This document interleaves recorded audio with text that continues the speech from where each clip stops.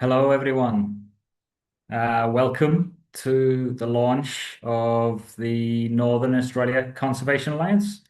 I'm Martin Pritchard. I'm the Executive Director of Environs Kimberley, based in Robibi, Broome.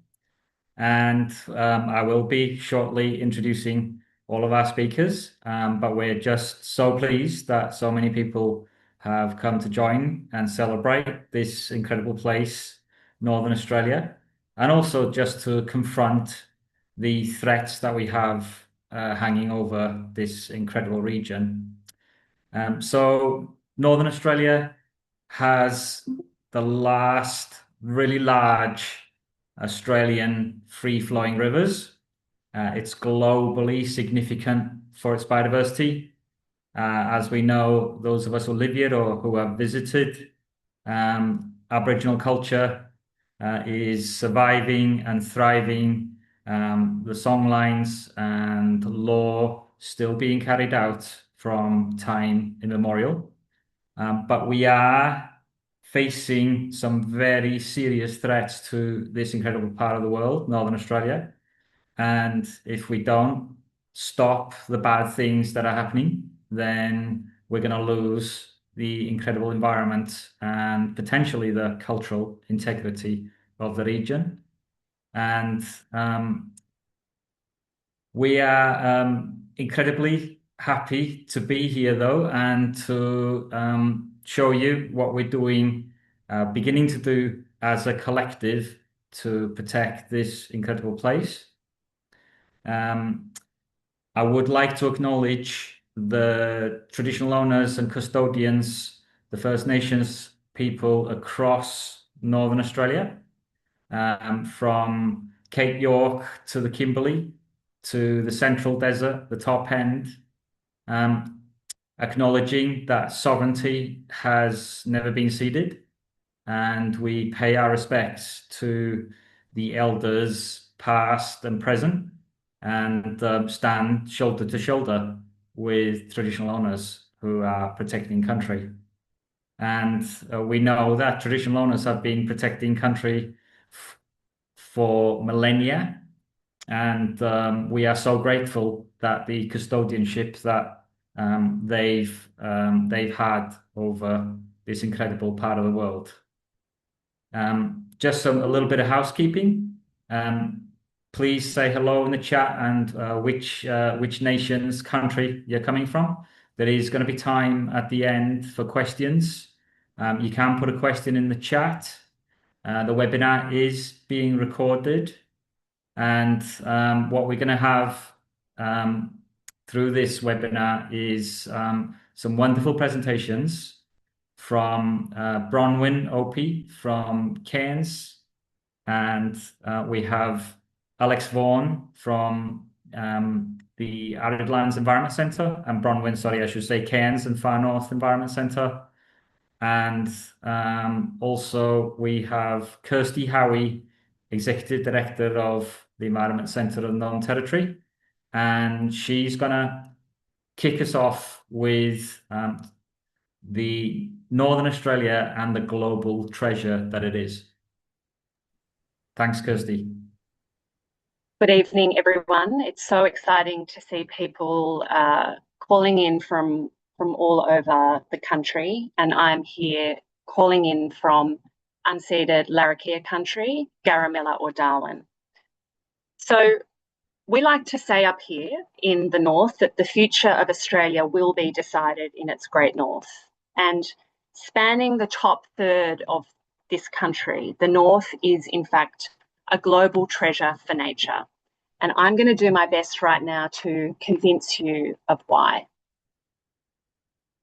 Northern Australia has the world's largest remaining intact tropical savanna, vast, globally significant woodlands, home to northern quolls, northern brush-tailed possums, rainbow Gouldian finches, golden-shouldered parrots, and the iconic frill-necked lizard, anywhere on Earth.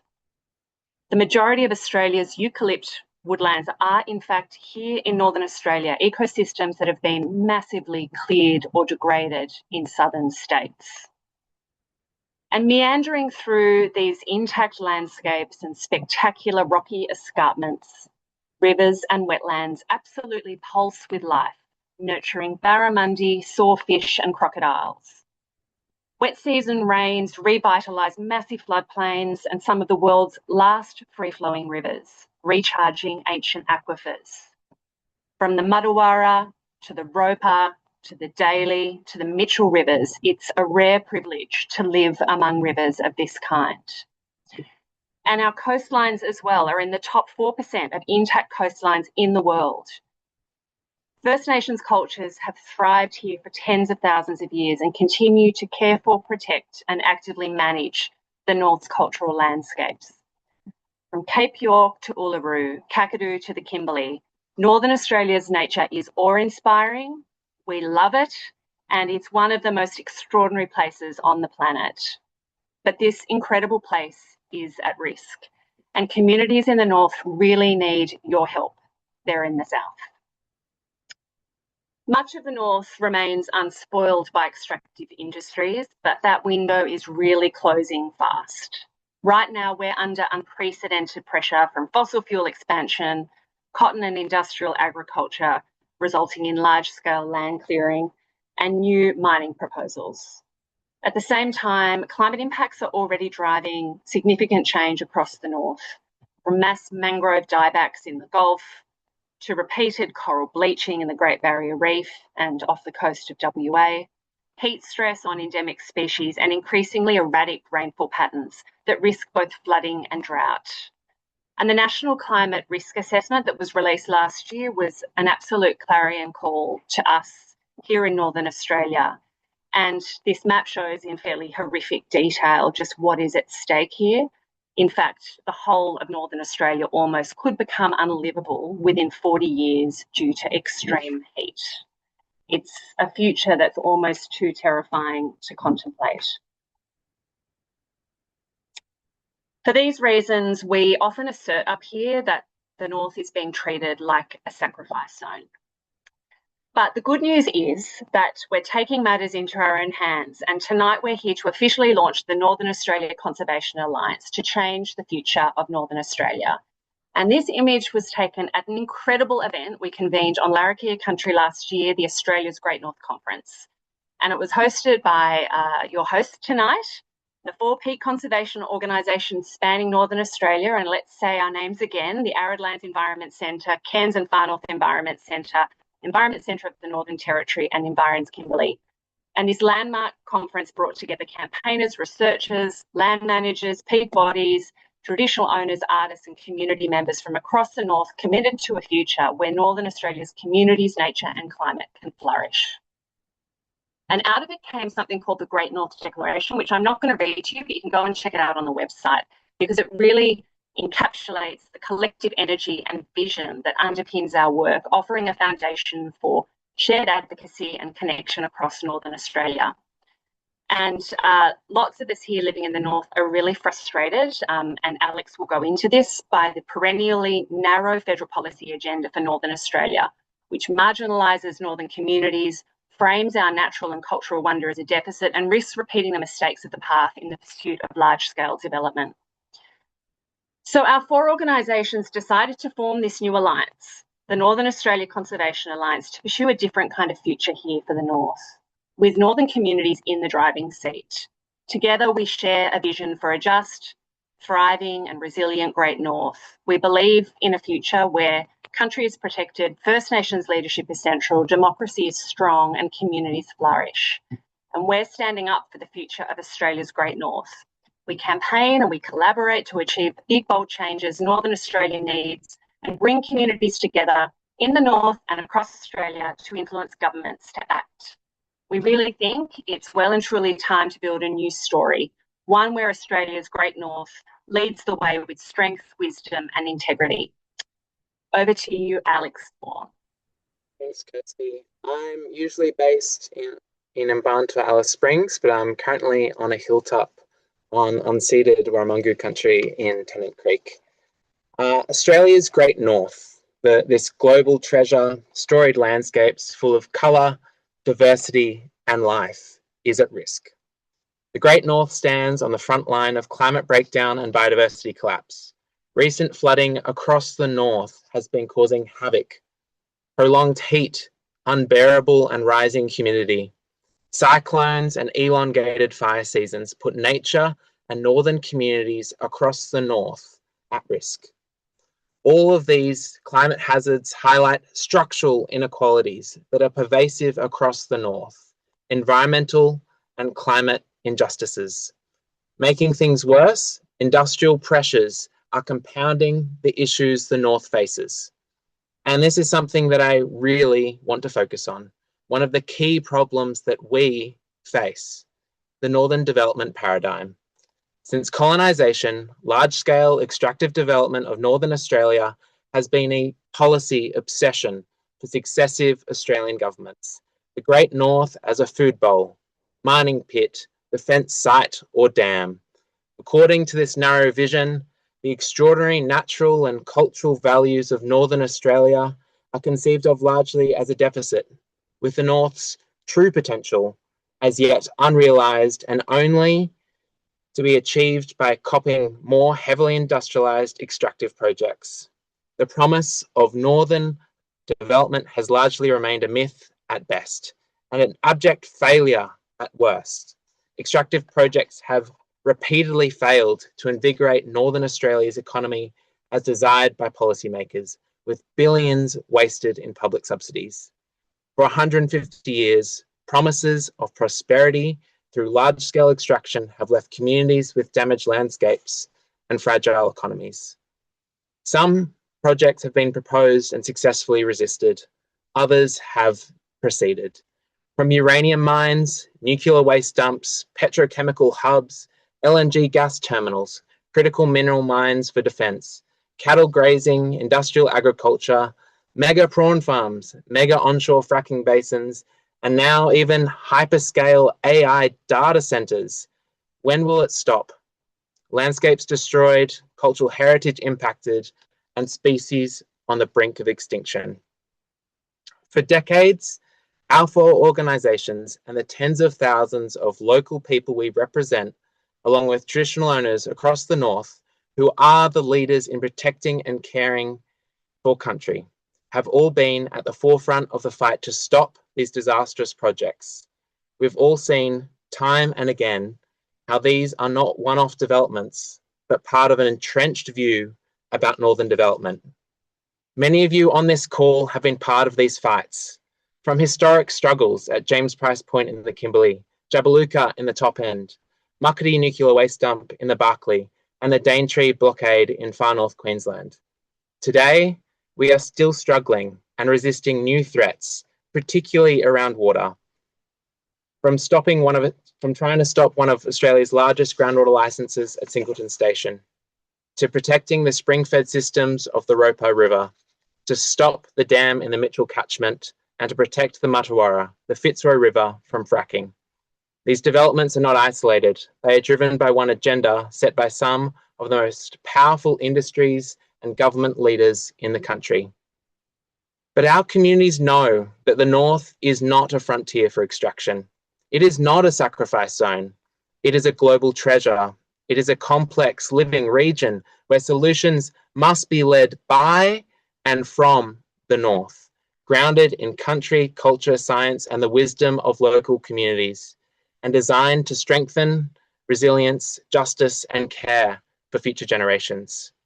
And this is a founding principle of our alliance, that solutions to the crises we face must be led by and from the North, the communities located in the North. And that is exactly how we will challenge the Northern development paradigm. But how did we come to be here today? In late 2024, our four organisations came together for the first time in Broome and agreed to form a new alliance, united by a shared commitment to the Great North's future. In the lead up to the 10th anniversary of the White Paper on Developing Northern Australia, we were frustrated by the perennially narrow federal policy agenda for Northern Australia, which marginalised northern communities, framed our natural and cultural wonders as a deficit, and risked repeating the mistakes of the past in the pursuit of large-scale extractive development. we decided to form a new alliance, the Northern Australia Conservation Alliance, to pursue a different kind of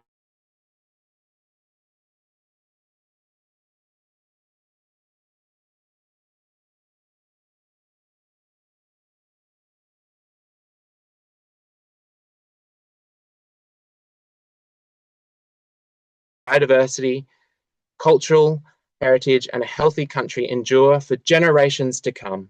First Nations leadership is central.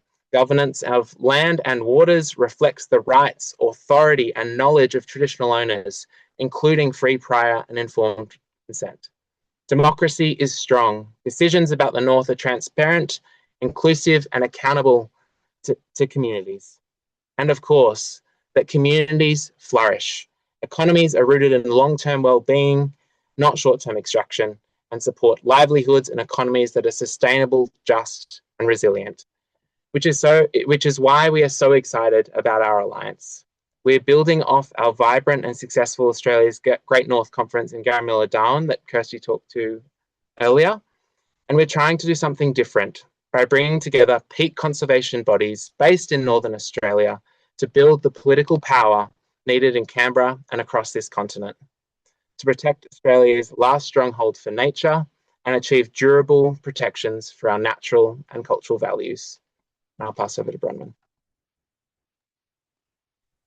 Thanks, Alex, and evening, everyone. I'm joining from Gimoy, Cairns on the unceded lands of the Gimoy, Walabara, Yidinji people.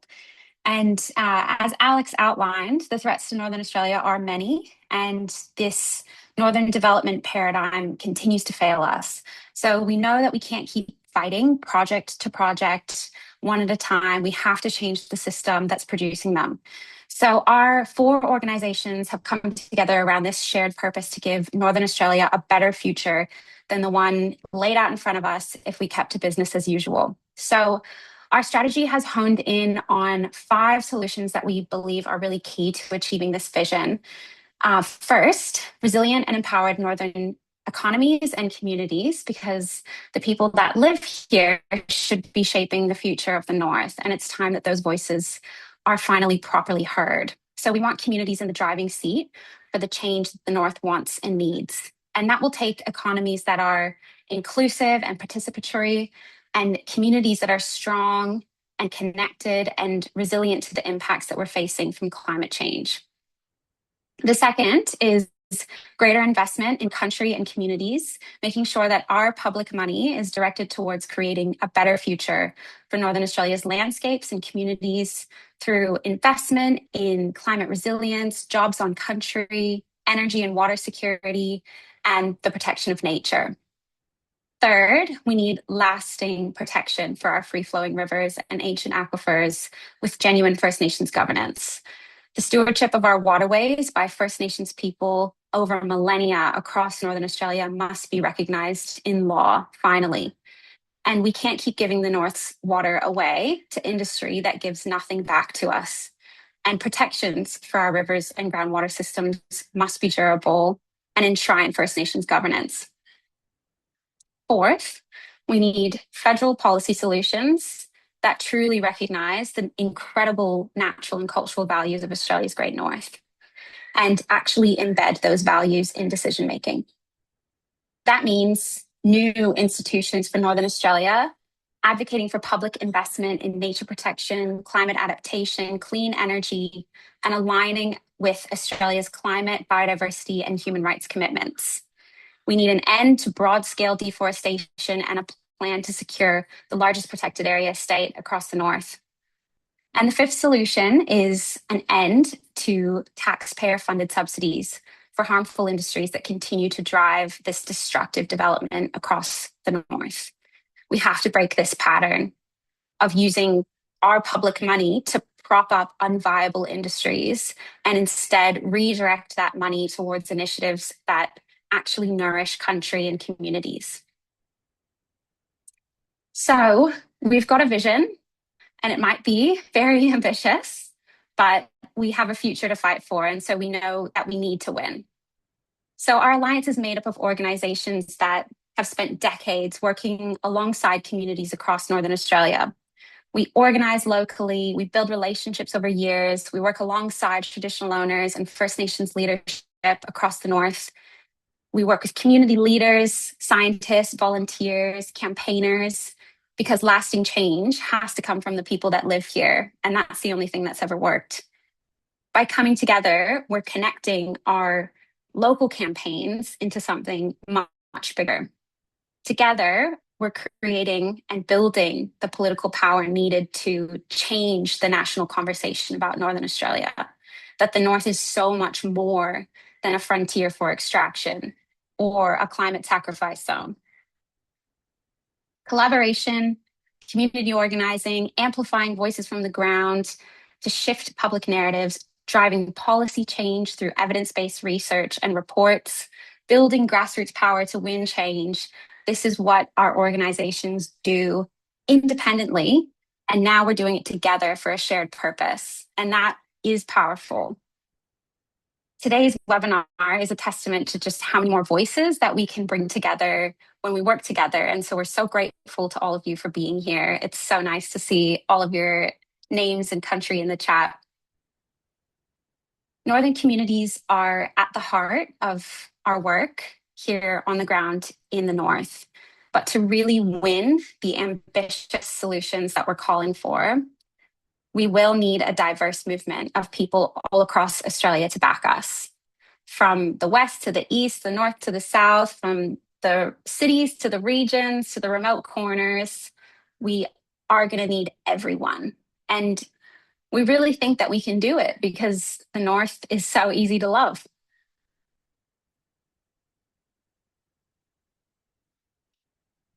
But of course, we do need to start somewhere, and here is where we have decided to.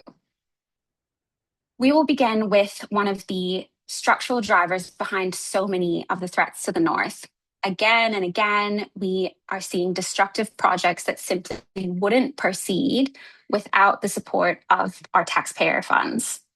Billions of dollars of public money has already been spent subsidizing projects that threaten our rivers, groundwater, forests, and communities, projects that don't stack up but spend millions on cost-benefit analyses anyways, projects that fail, and projects that give nothing back to the communities that they're built in. So we're calling for an end to our public money being used to fund the destruction of the North.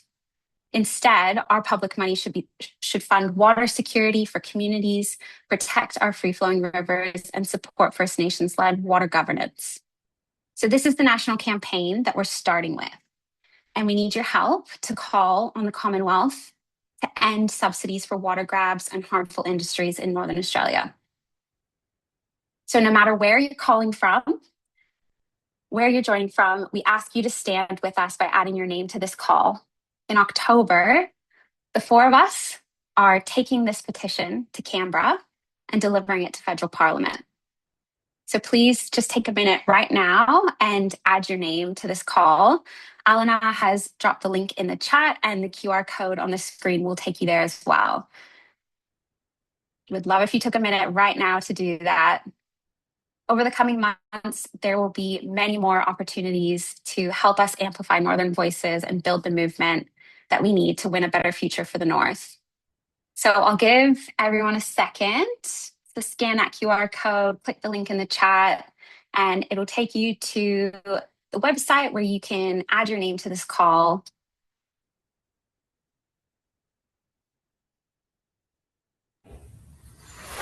Awesome. All right. Well, thank you, everyone. I will now hand over to Dan, freshwater campaigner at Environs Kimberley, to take us into Q&A. Thank you, all the amazing speakers coming to you from Rubibi Broom on Yarra country. So let's get straight into the questions. I was going to ask a question of my own, but I think since we've got so many great questions, we should maybe just get into what the audience wants to know, hey? So the first one we've got here is the Alliance focused on advocating for treaty and truth-telling apart from the environmental focus? I can take that one. It's Martin from Environs Kimberley. I'm on Jugun and Yarra country. And I guess we obviously fully support traditional owners, First Nations people, treaty and truth telling. All of us, as not only as individuals but as organisations. And I guess from Environs Kimberley's point of view, what we where we stand is that we are there to support First Nations leading this. So, it's First Nations that I experienced that are leading the push for this, and we fully stand behind them or with them, like we did at the referendum for the voice. And and I guess while our main work is advocating for environmental protection, yes, we fully support and we'll do whatever we can when we're asked upon to support the treaty and truth telling. Great, thank you, Martin. Shall we go to a question from Kathy Sassoon? Do IPAs or Indigenous protected areas have input into the development process?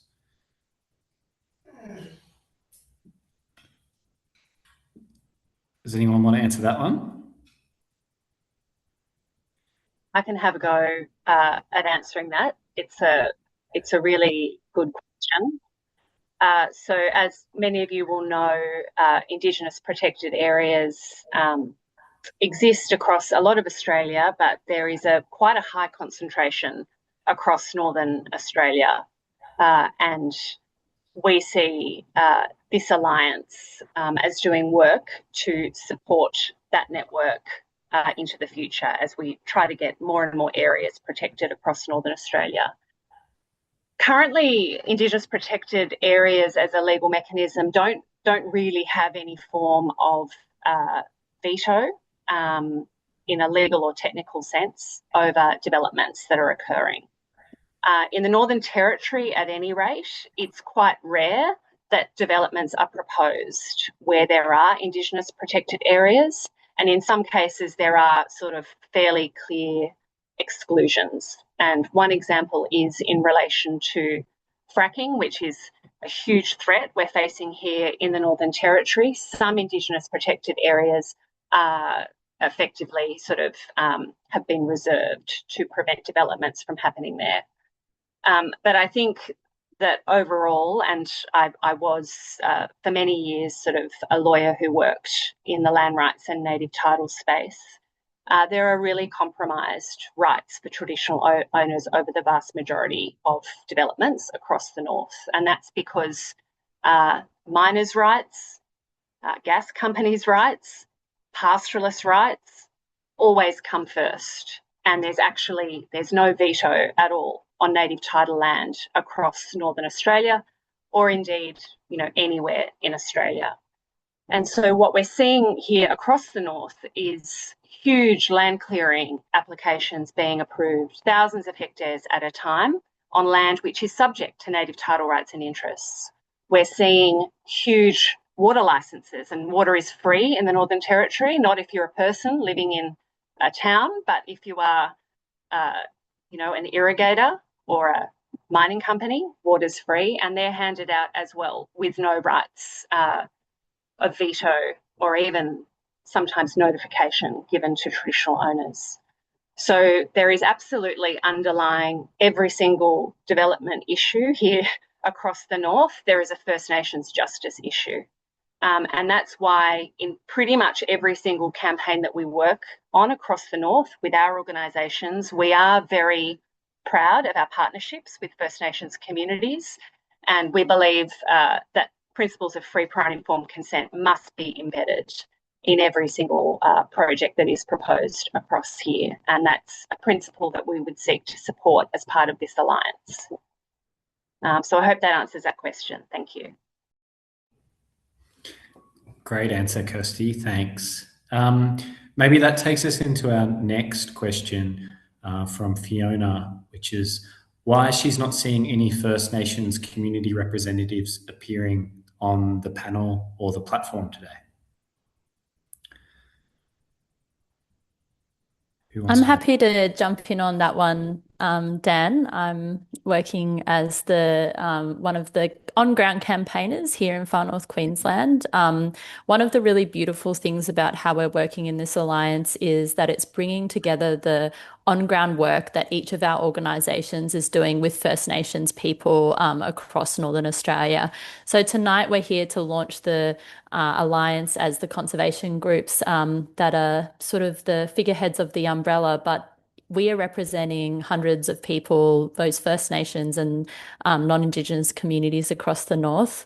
But all of the campaigns that we're working on that are the symptoms of this really big Northern Australia development agenda are collaborating with First Nations people and incredible elders and leaders who we have great privilege to work with.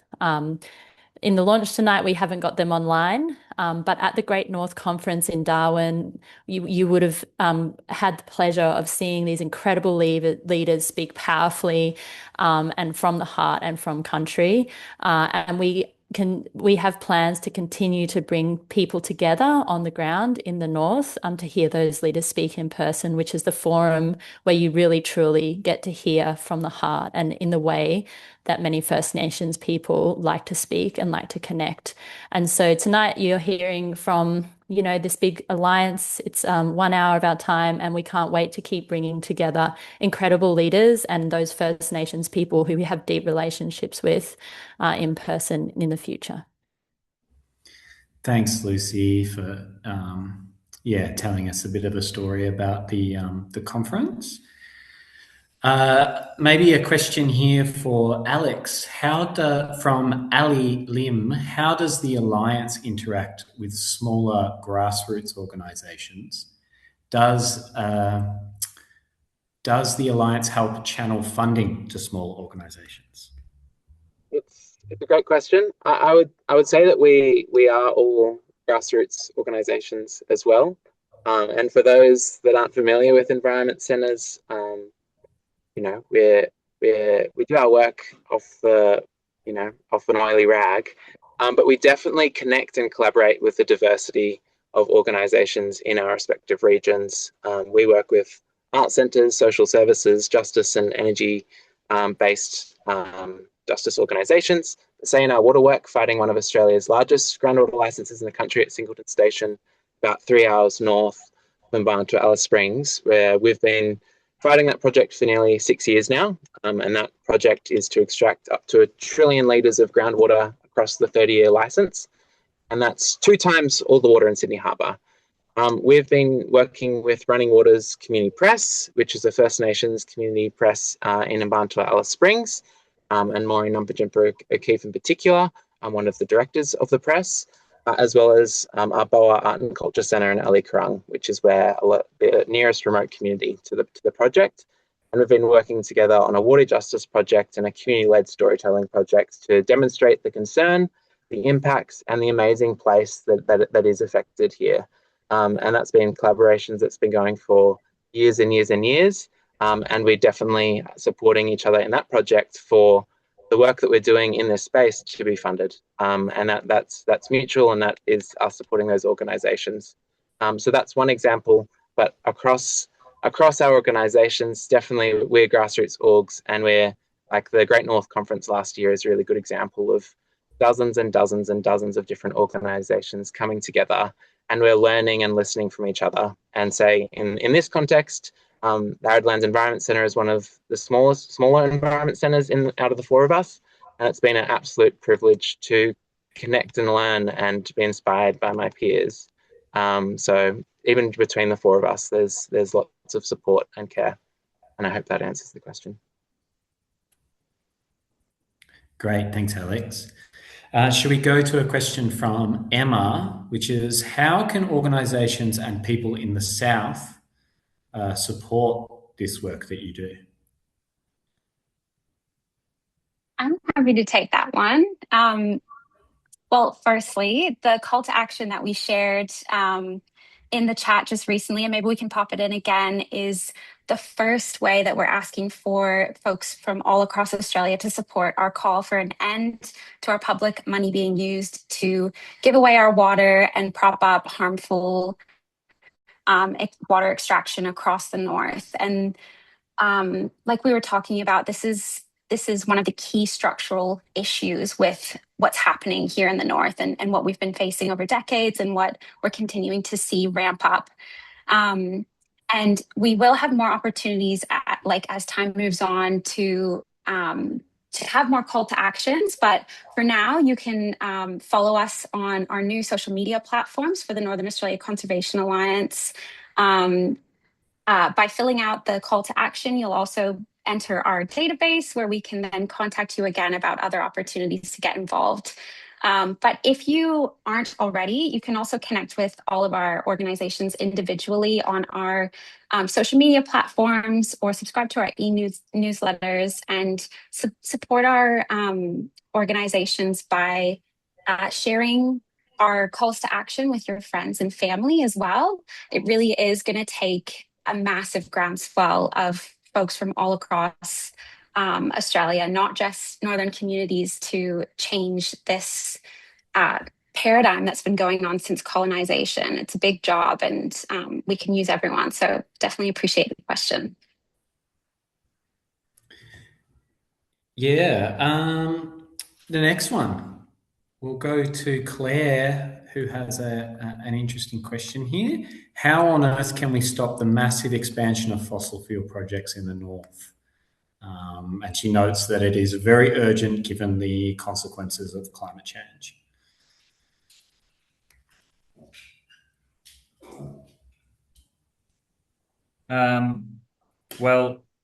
Thank you very much for the question. What we've got is an incredible example in the Kimberley, where the largest LNG refineries in the world were proposed for a place called Walmeran, James Price Point, about 50 kilometers north of Broome. And that was an 8-year campaign driven by Broome locals, First Nations people, traditional custodians from Broome and that piece of coast, and supported by people from all across Australia, particularly, obviously, Perth in Western Australia, but also very strongly from Melbourne, Sydney, Brisbane, and all the big cities and towns in between. So that became a national campaign. The importance was that it was a place-based campaign driven by locals, but supported nationally. So we do have an example of how we can win. And we're talking about winning against the biggest oil and gas companies in the world, as well as a very strident West Australian government and elements of the Commonwealth government. So it can be done. It is not easy. Absolutely, it is not easy. And what we're seeing right now is an incredible fight to protect Scott Reef off the coast, to stop fracking in the Kimberley, an incredible fight in the Northern Territory, where fracking is looming over country, and we've got the Middle Arm prospect there. We've got Santos off the coast. We are facing some very dark times, but from our previous example, we know we can win, and it's about people power. But we can't do it from the north alone. We do need people and support from the south. Yeah, great. Thanks, Martin. We've got another question here from a CAFNEC watch party, which is great, from an attendee at that watch party, which is, do we know how many Aboriginal and Torres Strait Islander countries are represented in the Alliance? Has there been communications throughout the geographic range of the Alliance to ensure everyone is aware of NACA and its priorities? Hey, I can take that one on. Sorry. You can stop me because I will talk all night, okay? I'm privileged and fortunate to be living on unceded Juukan and Yarra country in the Kimberley. There's 30 Aboriginal nations in the Kimberley we work with as many people as we can, and we are constantly in touch with First Nations people, groups, and individuals. We've been going for 30 years, so really we've only just arrived. But what we have in that 30 years are very strong networks across our region that go deep into the Great Sandy Desert, the North Kimberley, the Central Kimberley, the East Kimberley, where we work with traditional owners to protect country. And without speaking on behalf of the other groups, my knowledge of what's happening with other groups is that that is the same situation in the territory, in the top end, and in Central Australia, and also in the far north of Queensland and around Cairns. So what underpins our work is the incredible nature of Northern Australia, but also the enduring culture that's been here for millennia that is still going strong. Great, thanks, Martin. I think we've probably got time for one more. And I reckon we'll go with this one for Kirsty Hay, which is from Richard Arnold. What do you mean by the future of Australia will be decided in its great north? What does that mean? Great question. And we have debated that ad nauseum between ourselves and whether it's the right thing to say or claim. And I'm going to try to defend that as a proposition right now. So I think some of it has been revealed during the presentations, but we believe the decisions that are going to be made here in the north will impact everyone in Australia and globally. And I'm going to mention specifically, there are many ways in which I can substantiate that assertion, but I will mention in particular the 10 gas export hubs in Australia. And they are dotted across the northern coastline of Australia, in northern Queensland, in Darwin, and in northern WA. And from those gas export hubs, our governments, gas industry are planning to export, billions of tonnes of emissions.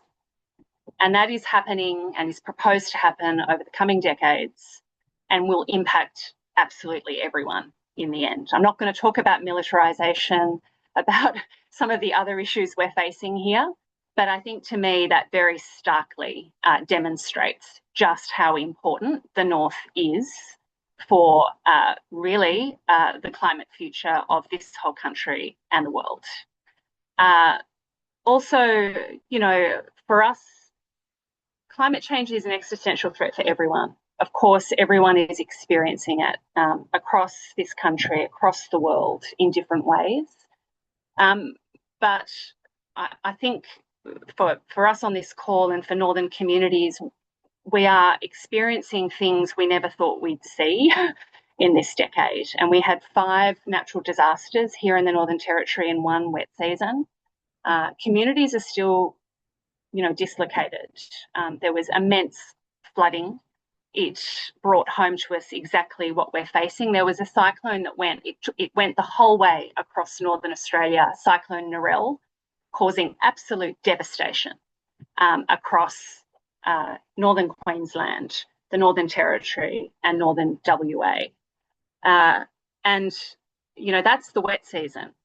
But, in the other sort of part of this is the extreme heat that we are already experiencing.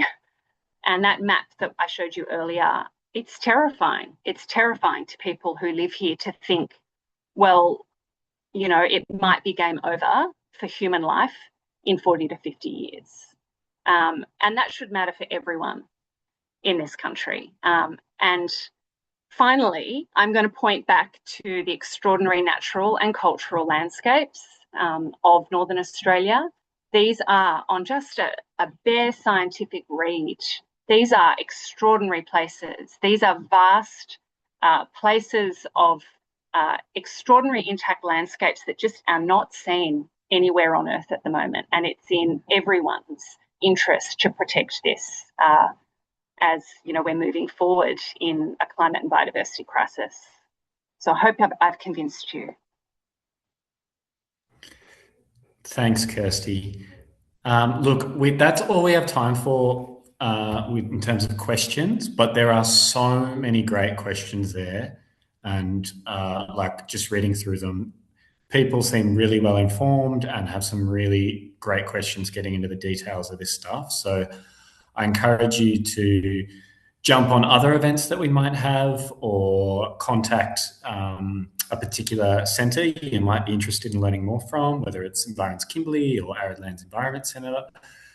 We also don't just do NACA, we are our own organisations as well. So if there's more information you want or need, you can head to our individual sites. There are also some really great comments, really encouraging comments. I like one here from Kath: dream big and go broke with any environmental protection. So thanks, Kath. Stop calling them natural disasters. They are unnatural. So true. Thank you, Param. Thank you to the audience for all your amazing questions and to our panelists for answering them in such depth. And I'm going to throw to Martin to wrap us up. Like I said, if you want more information, you can go to our sites or to each of our individual organisations, and always feel free to contact us. So thank you. And here's Martin. Thank you very much, Dan, and my colleagues there.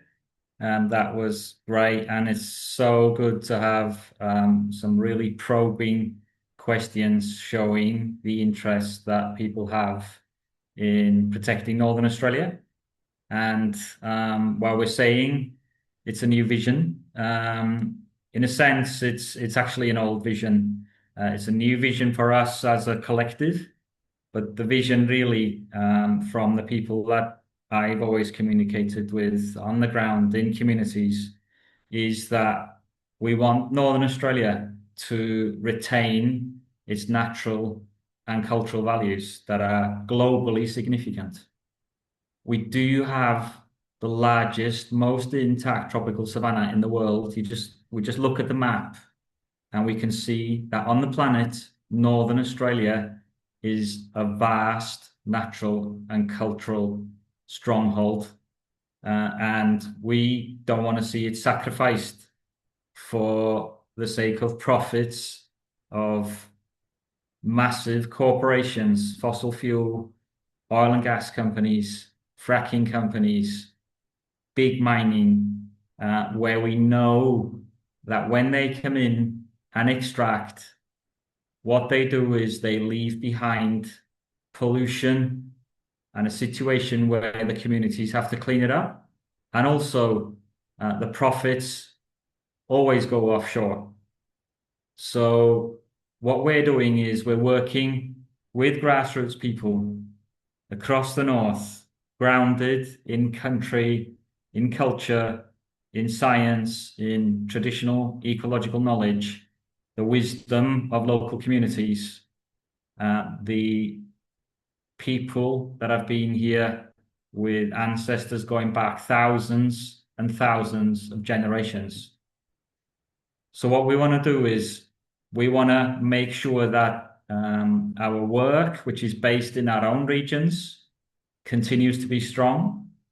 And if you're not part of one of the groups here and want to be, jump on the websites and get involved. If you are down south, we are going to be calling on you. We now have your details, and you are now part of the push to save Australia's Great North. We want you to take that action, go and do the petition, follow us on social media. All of this work is happening right now across Northern Australia: Broome, Darwin, Alice Springs, Cairns. we are building this movement across Australia. So what we want to do is make sure that there's opportunities for everyone to be involved. We need to build a massive movement. We don't have the political power in the north by ourselves, but with people in the south, with champions down there, we can protect Northern Australia into the future. So thank you so much for attending. Please continue to support our work. Get involved. We want you involved. And also a huge thank you to all the funders and all the supporters that have got us to where we are now. So thank you, everyone. Have a great night, and we'll see you at the next event.